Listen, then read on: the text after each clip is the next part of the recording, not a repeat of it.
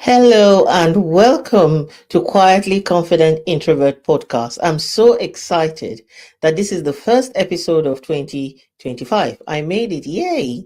But also, not only that I made it, but that I made it possible to record the podcast for this month. But I'm also excited because you're here listening.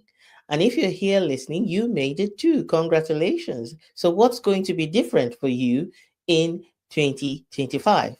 Let's remind ourselves Quietly Confident Introvert podcast is the podcast that empowers introverted women in business and leadership to develop quiet confidence, harness their introvert strengths, and achieve their big, audacious ambitions. And today, what I really want to do is to turn the gratitude of making it to 2025 into an attitude that will help you achieve success. So, today, our topic is going to be how introverts can create holistic success in the new year. Like I said, welcome again. I'm really excited that you're here. Whether you're listening by Spotify, Apple, Amazon Audible, or you are joining me on YouTube. Welcome, welcome, welcome. So, this is a year where you can start off by resetting, realigning, and you do so by taking some time to reflect. So, we're going to lean into introvert strengths today to achieve holistic success. And the way we're going to do it is to start off with really talking about last year. Yeah. So, for me, last year was a real great growth year, I would say.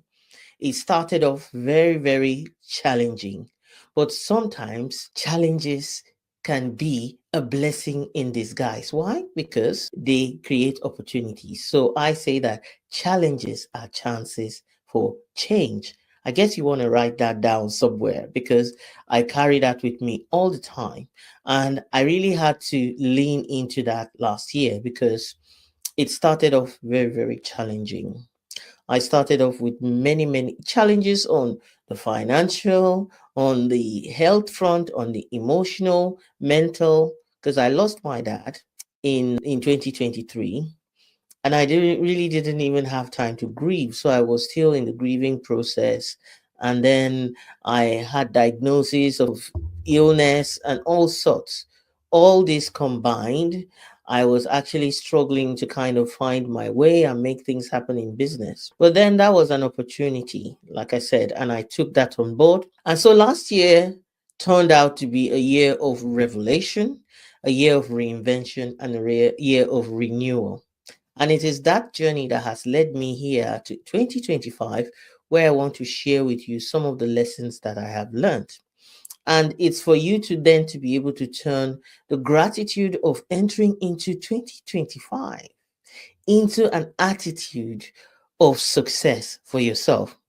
So, like I said, I'll share with you some of the steps that I took. Now, as I started 2025, I started with a lot of peace, feeling lighter. And so I have taken the time to really bed myself into the year. And I'll be talking to you about some of those things that I have done that you too, if it works for you, you can apply. But I know definitely to work for you because it's really, really worked for me.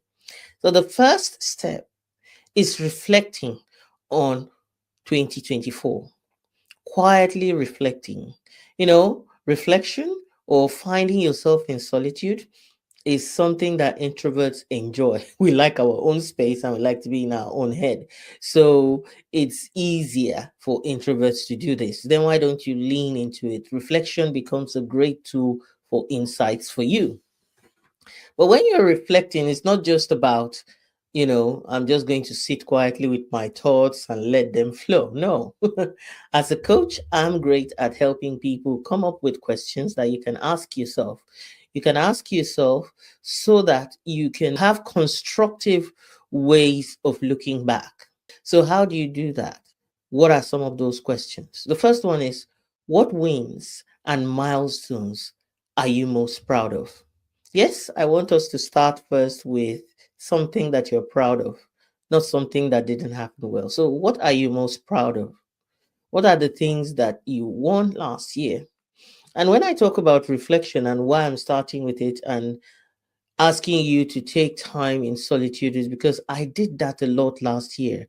And it introduced me to myself, really. Introduced me so much to myself that I started this year in the same way. And that is key. So, your first question is, what are the wins and milestones? So, not just wins, but you must have achieved some milestones that you've disregarded. But what are they? And how can you be proud of them right now? So, what challenges did you overcome? And how did your introvert strengths help you to overcome those challenges?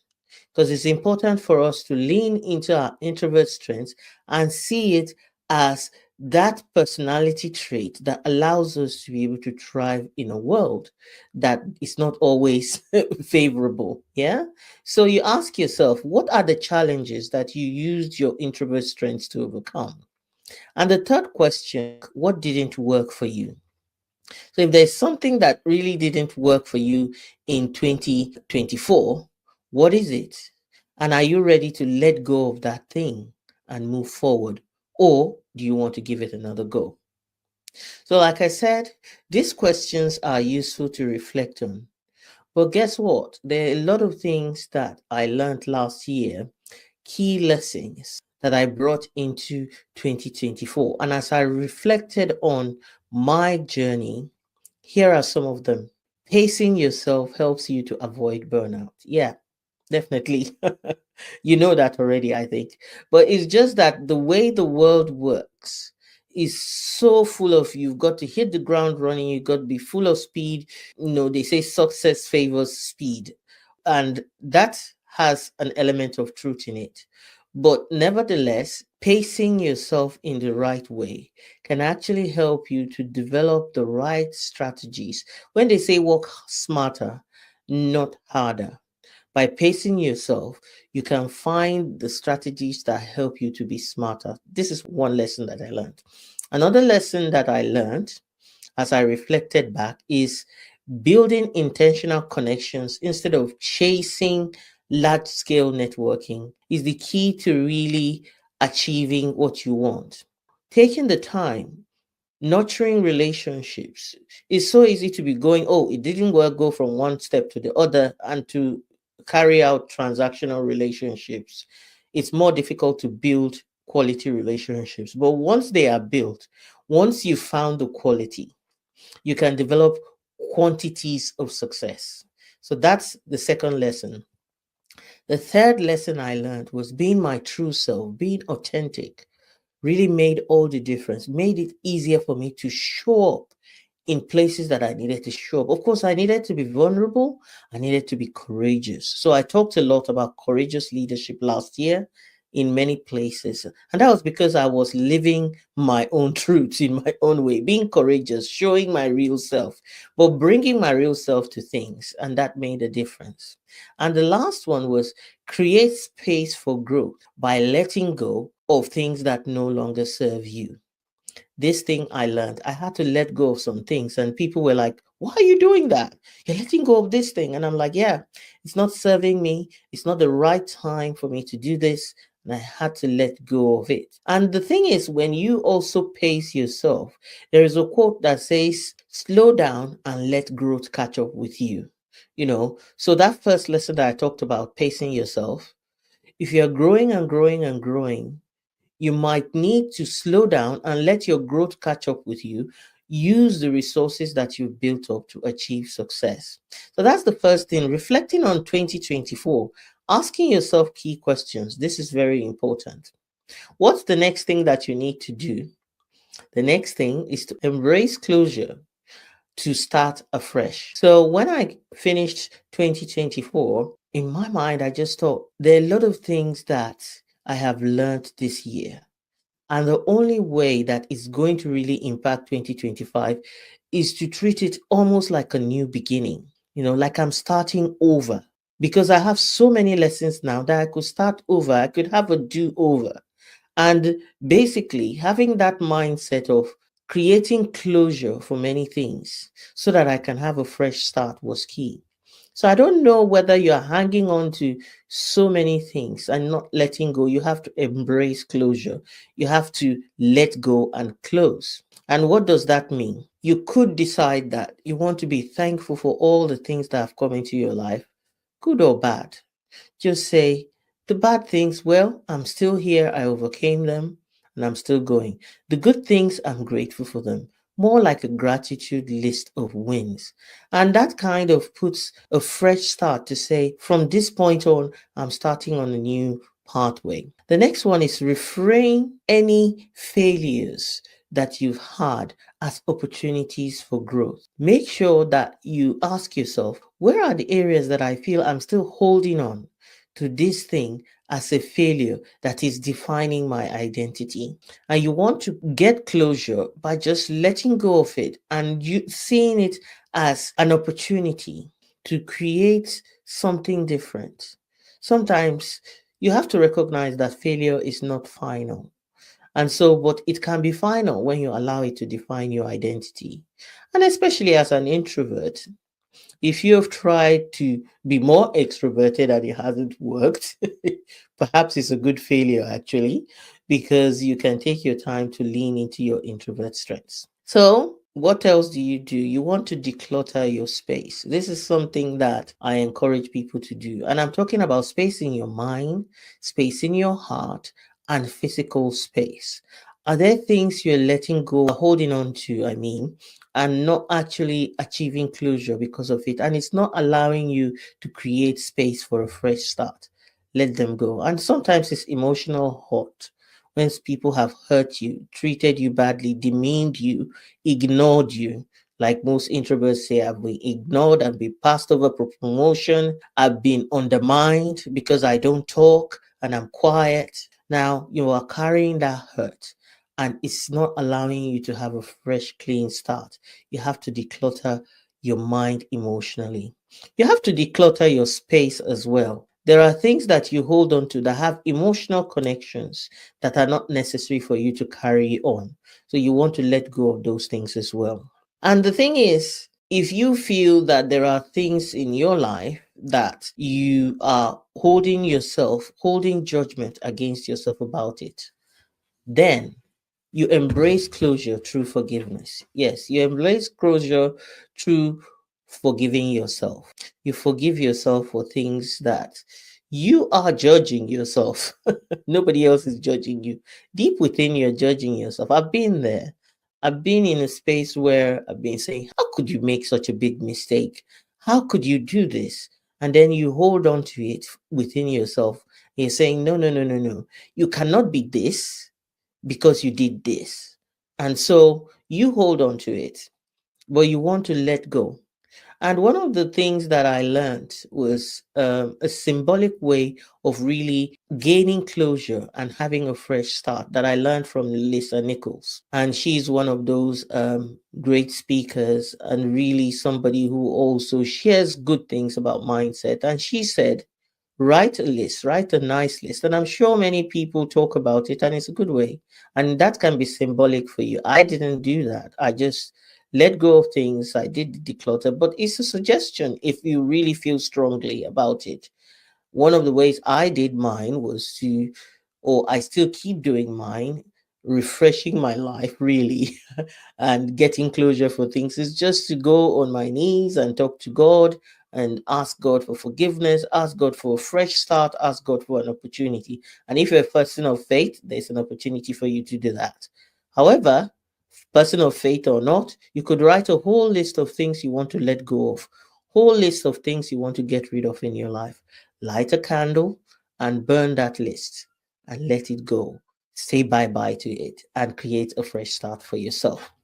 So that's the second one, to embrace closure. And the third one, which is the exciting one now, is now looking forward. So you look back and then you take actions in the current state and now you look forward. So you plan for holistic success for the new year.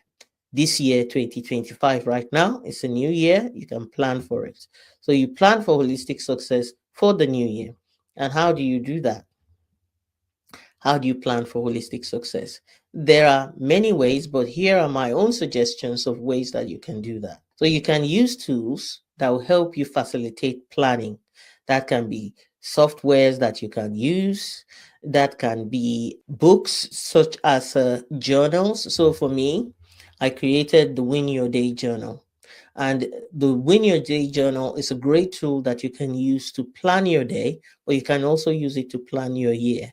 You can use it to understand what affirmations am I going to live by? What is going to be the strategy that I'm going to apply this year to make a difference? If you like spreadsheets, so whichever way, you need planners, you need tools. You can just go on a spreadsheet and do it. This year, I worked on having a spreadsheet as well as having a tool that I use, a tool that allowed me to plan out and map out alongside the spreadsheet. And I then also had my journal. And my journal allows me to now bring this into life on a day to day basis. The other one is, what framework are you going to use to guide you in terms of your developing your ambitions for 2025? That's the second thing when it comes to planning. So some people use the SMART acronym for creating goals. I've stepped away a lot from that because I have my own framework that I talk to clients about and help them develop.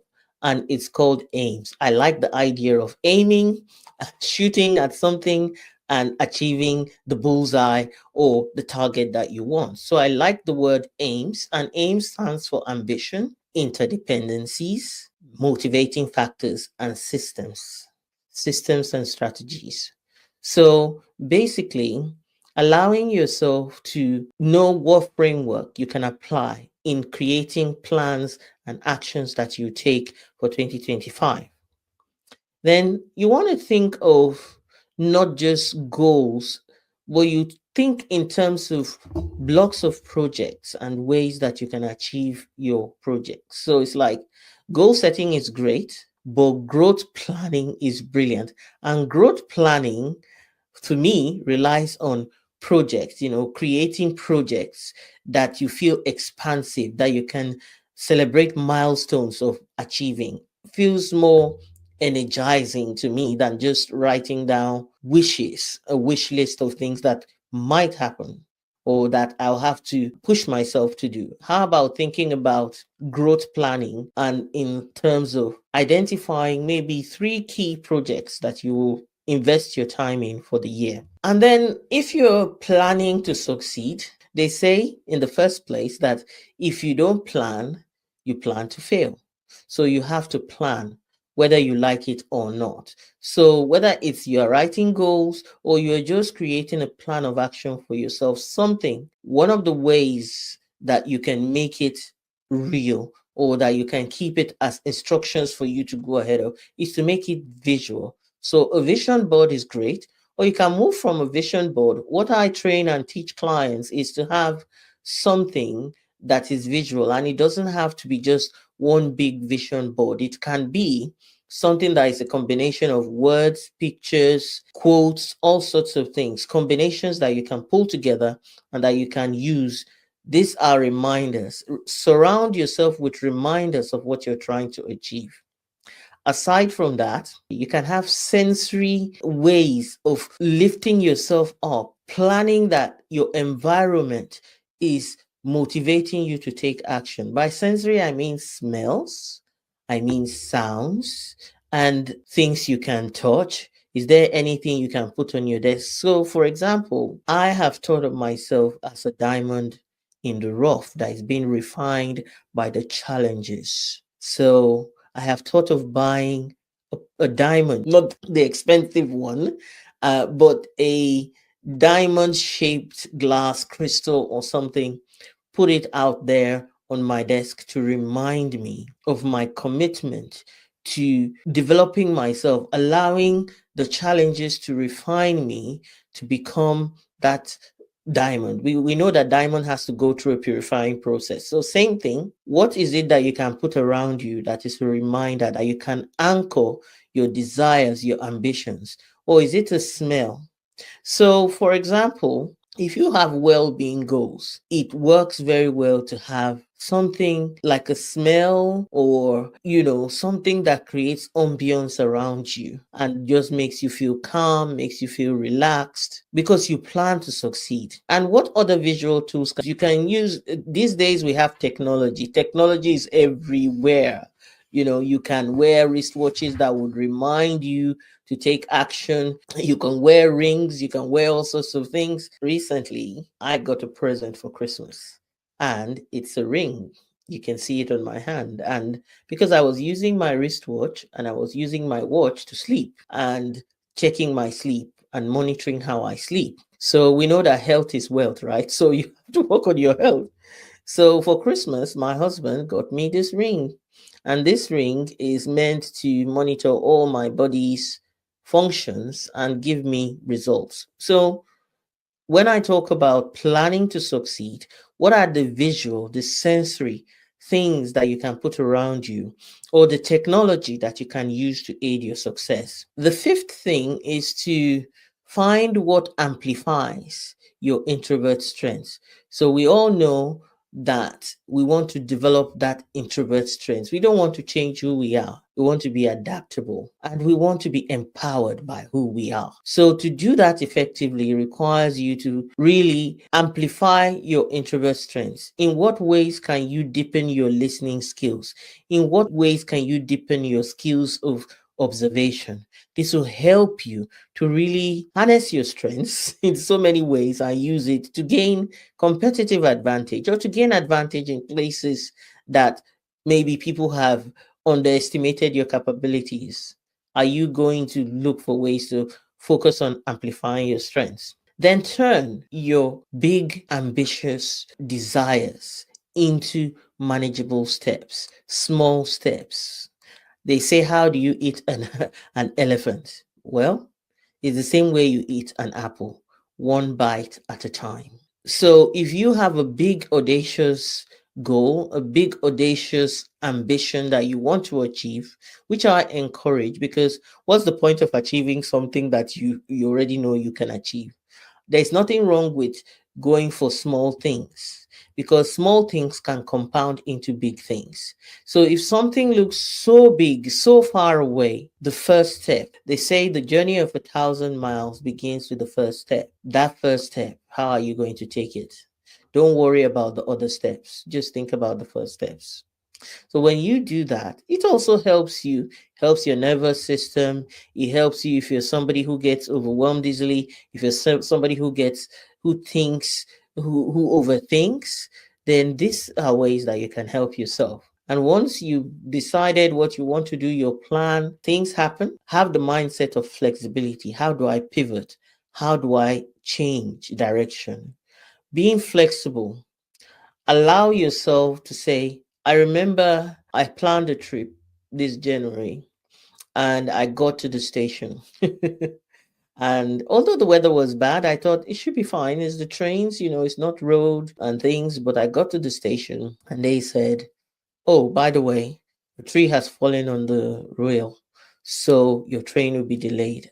And I had a connecting train to where I was going. My attitude was, what will be, will be.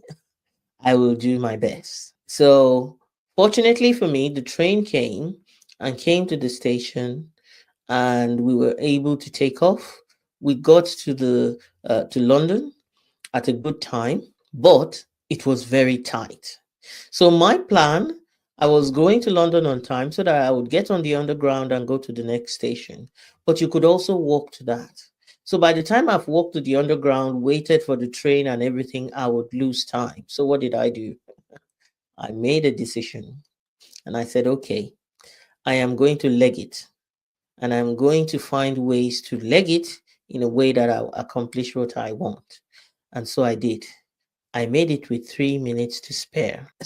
Things worked in my favor, but I decided what will be, will be. I was flexible. If it didn't happen and I missed my train, I would miss something, but I'll find a way. And sometimes that gives you peace, that helps your body to relax. So, those are the key things I want to share with you. If you want to win big in 2025. If you want to win big, you have to be willing to look at, reflect on who you were in 2024. Who were you in the previous year? What could you learn about yourself from that? In this current situation, what are you holding on to that you need to create closure? That's the second thing. And then the third thing is, how can you plan for holistic success this year? How can you plan to succeed? And in doing that, you want to think about using planning tools, having frameworks. You want to think about creating visual representations of what you want to accomplish. You want to think about how you can amplify your introvert strengths. You want to think about how you can break big, audacious ambitions into manageable steps. And you want to be flexible with how you get to your destination. And above all of it, you want to achieve inner peace. You want to achieve stability. And you want to feel like 360 degrees you are making progress in your health. Holistic success actually just means that you are focused on achieving good health, wealth that allows you to feel empowered in yourself but still make a difference to other people. You have great relationships and you feel mentally sound and able. So these are what I consider to be holistic success. So are you going after that? If that's the case, the tips I have given you today as an introvert, I hope that they will make a difference. So as usual, we always finish off with a nice quote. And I've got one here to share with you. And it says, approach the new year with resolve to find the opportunities hidden in each new day. And that's by Michael Josephson. I'll say that again. Approach the new year with resolve to find the opportunities hidden in each new day. So if you're starting the new year and looking so far ahead and worrying about what will happen, why don't you approach the new year by looking at the opportunities that are hidden in each new day? So as you move on into the 2025, know that your introvert strengths are also a great asset for you. Don't undermine it. Don't diminish yourself. Because I'm telling you that by leaning into solitude last year, I saw myself and I felt empowered by just seeing myself and being able to know, gain clarity from just, I was comfortable in quietness and I was comfortable in outdoor spaces where I could just breathe in the fresh air and be myself. And it worked brilliantly. And that can be the same for you. So lean into your introvert strengths. So that's it from me, this first episode of 2025. Thank you so much for listening. Thank you so much for taking the time to listen to these courageous conversations. And if you feel like you need a partner to come alongside you, and you need someone to be a catalyst for your transformation in 2025, or you want a cheerleader to come alongside you for those big ambitions, audacious ambitions, then get in touch and let's have a great conversation. And also, you could click in the link and see other episodes of the Quietly Confident Introvert podcast. There's so much resources. Check out all the notes and you can connect with me on many levels to find extra resources that will help you achieve all that you want. In the meantime, stay confidently and quietly introverted. Take care. God bless. Thank you for tuning in to another episode of Quietly Confident Introverts. If you found today's discussion valuable, please subscribe, rate, review, and share the podcast with others. Your feedback fuels our mission to empower introverted women leaders. Remember, you can also connect with me, Patience Sukumbono, at The Visionary Introverted Woman, where we are dedicated to helping you discover your inner strength and lead with purpose. Stay true to your vision. Embrace your introverted superpowers and let's make a lasting impact together. Until next time, stay confidently introverted.